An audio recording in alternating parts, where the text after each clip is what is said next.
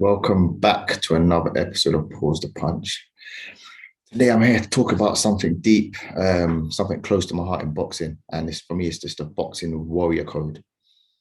So many of you know there's an unspoken code in boxing, which is you don't quit, you fight with a broken eye socket, even if you're bleeding, you keep fighting.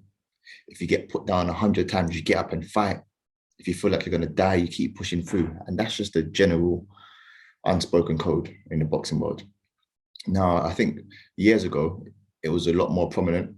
And my question is, are we putting too much pressure on the new generation of fighters to have that warrior code?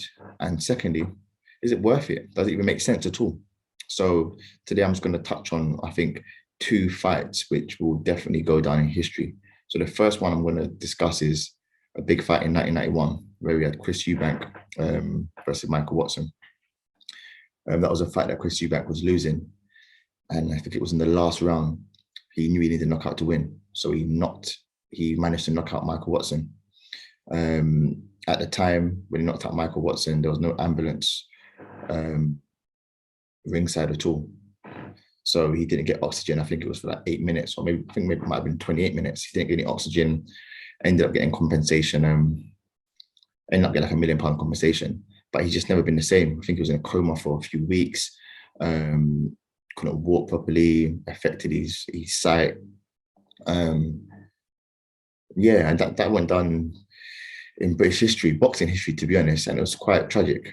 A second fight now, which was for the super middleweight WBC championship, and I think that was in 1995, and that was between Nigel Benn and Gerald McLennan. So Nigel Benn was a British fighter, and Gerald McLennan was a American fighter. So they had a fight. I think initially Nigel Benn got knocked out the ring, I think maybe in round 1 or 2. Long story short, he ended up winning the fight. But what happened? What happened was, it's just too sad to even talk about sometimes. Gerald McLennan ended up, I think, being like 80 to 90% blind, very loss of speech, crippled. So like, when you think about all of this, at the end of it, so they had all the big fights. Yes, they made some money. They entertained us fans. At the end of it, what do they have? So imagine you've got a mom, you've got a dad, you've got kids, and now you can't even see them. You can't spend time with them because like you've just been injured in the sport. And I think in recent years, there's definitely a few fights where boxers have actually quit in the ring, and there's been a lot of backlash.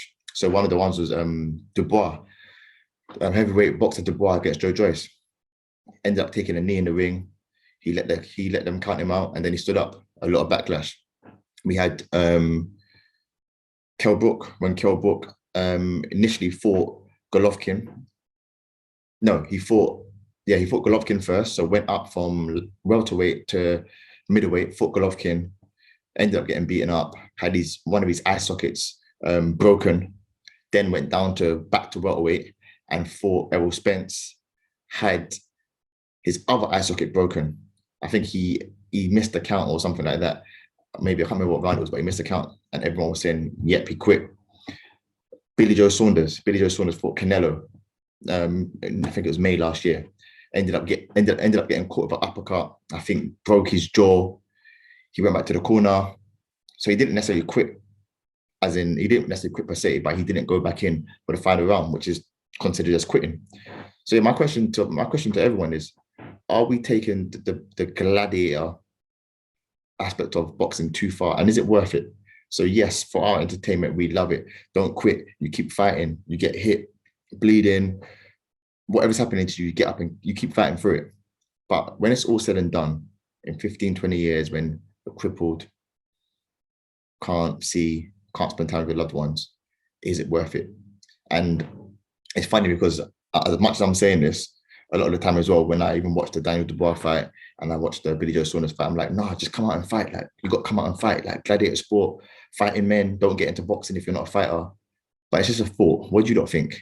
Are we taking it too far, and are we putting too much pressure on fighters nowadays to live up to this warrior code?